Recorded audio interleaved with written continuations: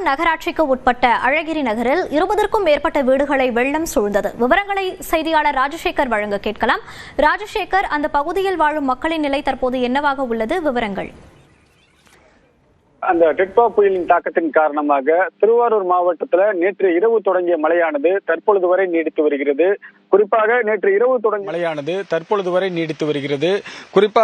இரவு தொடங்கிய மழை இன்று காலை வரை 11 மணி வரை மிதமாக பெய்து வந்த நிலையில் 11 மணியிலிருந்து திருவாரூர் நகர்பகுதிக்கு உட்பட்ட பகுதிகள் அதேபோல் சுற்றுவட்டார பகுதிகளில் கனமழை என்பது தற்பொழுது வரை நீடித்து வருகிறது.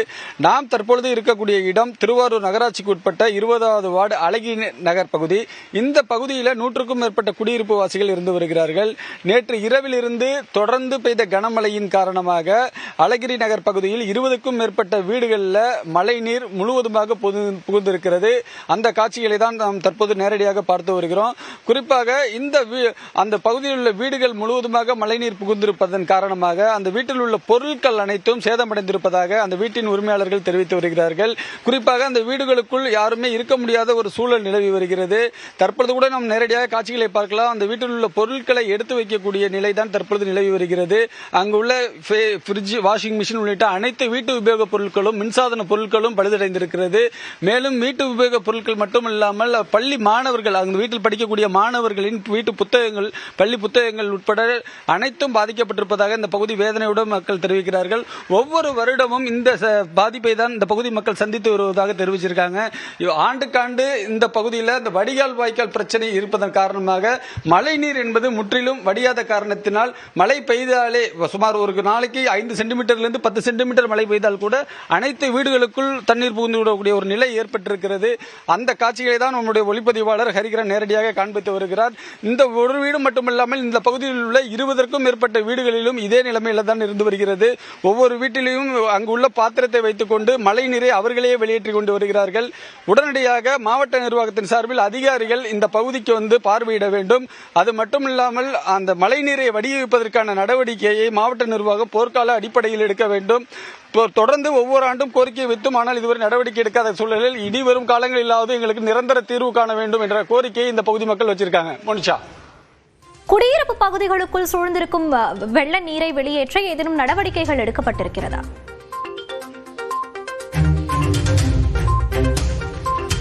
கண்டிப்பாக மோனிஷா, இது சம்பந்தமாக இந்த பகுதியைச் சேர்ந்த பொதுமக்கள் இங்கு உள்ள நகராட்சி நிர்வாகத்திடமும் மாவட்ட ஆட்சியரிடமும் தொடர்ந்து கோரிக்கை வைத்திருக்கிறார்கள். ஆனால் அதே நேரத்தில் இதுவரை அதிகாரிகள் யாரும் வந்து பார்க்கவில்லை என இந்த பகுதி மக்கள் தெரிவிச்சிருக்காங்க. தொடர்ந்து இந்த பகுதியிலே நாம் நேரடியாக பார்க்கலாம். அந்த பகுதியில் உள்ள மக்கள் வீட்டிலே இருக்க முடியாத காரணத்தினால் அவர்கள் வீட்டில் இருந்து வாசலில் வந்து நிற்கக்கூடிய ஒரு நிலை ஏற்படுகிறது. மேலும் மழை தொடர்ந்து இந்த பகுதியில் நீடித்து வருவதன் காரணமாக ஒவ்வொரு வீட்டிலும் உள்ளவர்களும் எங்கு செல்வது என்று தெரியாமல் இருந்து வருகிறார்கள்.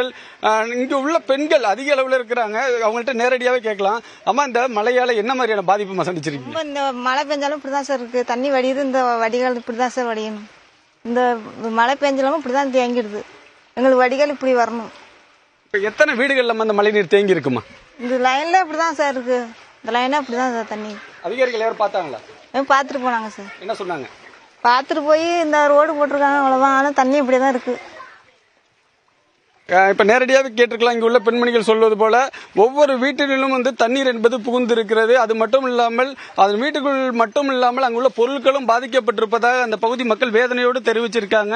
நம்ம மற்றொரு வீட்டுக்குள்ளேயும் போய் பார்க்கிறோம், அங்கேயும் பார்க்கலாம். அந்த வீடுகள் முழுவதுமாகவே மழைநீர் என்பது புகுந்திருக்கிறது. இதே போன்றுதான் இந்த பகுதியில் உள்ள ஒவ்வொரு வீட்டின் நிலைமையும் இதே போன்றே இருந்து வருகிறது. ஆகையால் உடனடியாக உரிய நடவடிக்கை எடுப்பதற்கான நடவடிக்கை எடுக்க வேண்டும் என்ற கோரிக்கையை வைத்திருக்கிறார்கள். மோனிஷா, களத்திலிருந்து விரிவான தகவல்களை பதிவு செய்தமைக்கு நன்றி ராஜசேகர்.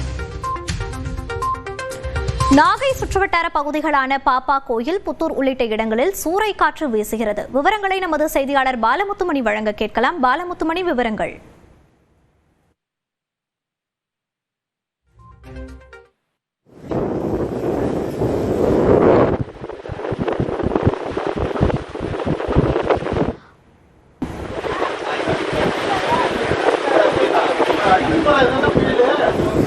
நாகை சுற்றுவட்டார பகுதிகளான பாப்பா கோயில், புத்தூர் உள்ளிட்ட இடங்களில் சூறை காற்றானது வீசிக்கொண்டிருக்கிறது. கடலில் உருவாகியிருக்கக்கூடிய இந்த டிட்வா புயலானது நம் தமிழகத்தில் இருக்கக்கூடிய டெல்டா மாவட்டங்களுக்கு சற்று அருகாமையிலேயே தற்போது நிலை கொண்டிருக்கிறது. கூடுதல் விவரங்களோடு இணைகிறார் நமது செய்தியாளர் பாலமுத்துமணி. விவரங்கள். மோனிஷா, டிட்வா புயலானது வேதாரண்யத்தை நெருங்கி வரக்கூடிய நிலையில புயலுடைய மைய பகுதி கிட்டத்தட்ட ஒரு 90 கிலோமீட்டர் தூரத்தில் இருப்பதனால் நாகப்பட்டினம் மாவட்டத்திற்கு உட்பட்ட பல்வேறு பகுதிகள் அதனுடைய தாக்கம் என்பது தென்பட துவங்கியிருக்கு. குறிப்பாக சற்று முன் திடீரென சூறைக்காற்று வீசியதால் பொதுமக்கள் கடும் அச்சத்திற்கு ஆளாகியுள்ளார்கள் என்றே கூறலாம். அதாவது பாப்பா கோயில் அடுத்த நரியங்குடி பகுதியில திடீர் சூறைக்காற்று, அதாவது ஒரு 60 கிலோமீட்டர் வேகத்தில் அந்த காற்று வீச துவங்கியதனால் பொதுமக்கள் அச்சமடைந்துள்ளார்கள். அதாவது அந்த பகுதிக்கு அருகாமையில புயல் பாதுகாப்பு மைய கட்டிடத்துல பொதுமக்கள் பாதுகாப்பாக தங்க வைத்திருந்தாலும் இந்த காற்றானது உணரப்பட்டதனால் பொதுமக்கள் செய்வதறியாது திகைத்து வந்தார்கள். இருந்தாலும் அதிகாரிகள் அவர்களுக்கு ஆறுதல் கூறி எந்த ஒரு பயமும் இருக்க வேண்டாம், குறிப்பாக கடற்காற்று மற்றும் கடற்கரை ஓரம் என்பதனால் இந்த காற்று வீசி இருப்பதாகவும், ஆகவே அச்சமடையாமல் இருக்க வேண்டும், மக்களுக்கு தேவையான அனைத்து உதவிகளும் இந்த முகாமில் ஏற்பாடு செய்யப்பட்டிருப்பதாகவும் அறிவுரை கூறி தற்பொழுது அந்த மக்கள் அங்கு பாதுகாப்பாக தங்க வைக்கப்பட்டுள்ளார்கள். அங்குள்ள மரங்கள், வாழை மரங்கள், தென்னை மரங்கள் உள்ளிட்டவை ஒரு கோரத்தாண்டவம் போன்ற காட்சிகளை நம்மால் நேரடியாகவே பார்க்க முடிகிறது. அது மட்டும் இல்லாமல் புத்தூர், அதே போல அக்கரைப்பேட்டை, கீத்தாங்குப்பம், நம்பியார் நகர், தெற்கு பொய்கைகள் உள்ளிட்ட பல்வேறு பகுதிகளிலும் இந்த காற்றானது உணரப்பட்டது.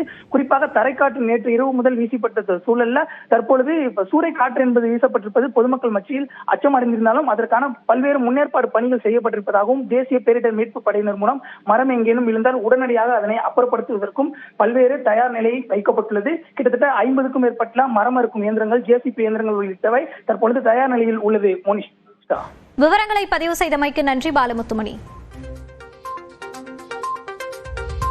டிட்வா புயல் நாளை மாலை 6 மணி வாக்கில் சென்னையை தாக்க வாய்ப்பு இருப்பதாக தென்மண்டல வானிலை மைய தலைவர் அமுதா தெரிவித்துள்ளார். புயல் நம்ம எதிர்பார்க்கிற அதே நேரத்துல அது கரையை ஒட்டி இருக்கும்னு சொல்றது ஒரு சேலஞ்ச் தான். ஒரு அளவுக்கு நம்ம இப்ப இருக்கிற நிலைமையை வைத்து நம்ம போர்காஸ்ட் தரோம். அதனால இன்றைக்கு இருந்து மழை சென்னைக்கு எதிர்பார்க்கிறோம். மற்ற நகர்வு நாளை மாலையிலிருந்து அது வீக்கன் ஆகிறதுக்கு சான்ஸ் இருக்கு. காற்றின் திசை மற்றும் வேகத்தை பொறுத்து கூட உங்களுக்கு வர மழை அதிகமாக இருக்கும். அதனால்தான் கன முதல் மிக கனமழை எச்சரிக்கை தரப்பட்டுள்ளது சென்னைக்கு. டிட்வா புயல் முன்னெச்சரிக்கை நடவடிக்கைகளை அரசு எடுத்துள்ளதாக கூறியிருப்பதை நம்புவோம் என நாம் தமிழர் கட்சியின் தலைமை ஒருங்கிணைப்பாளர் சீமான் கூறியுள்ளார். கோவையில் செய்தியாளர்களிடம் பேசிய அவர் பருவமழை என்பதே இல்லாமல் போனதாக கூறினார். இலங்கையில் நம்ம மக்கள் வாழ்கிற பகுதியெல்லாம் பெரிய பாதிப்பை நம்ம பார்க்குறோம். அதனால கவனமாக தான் இருக்கணும், மக்கள் நம்மளும் கவனமாக இருக்கணும். அரசும் அதை எடுத்திருக்கிறதா சொல்லுது, நம்ம நம்புவோம். வேற என்ன, இப்போ நமக்கு காலநிலை மாற்றத்தால் நம்ம இருக்கிற ஒரு பேரிடர், நமக்கு பருவமழைன்னு ஒன்றும் கிடையாது, அதை மறந்துடுங்க. பெருமழை புயல் மழை தான், புரியுதா உங்களுக்கு? அது அதை எதிர்கொள்ள தயாராகிடணும். நம்ம அழிவை நோக்கி நகருங்கிற புரிதலும் உணர்வுமே நமக்கு இல்லை. அப்படிங்கும்போது ஒவ்வொரு முறையும் இந்த மாதிரி தான் எப்போ மழை பெய்யும், எப்போ புயல் வரும்னு எவனுக்கும் தெரியாது.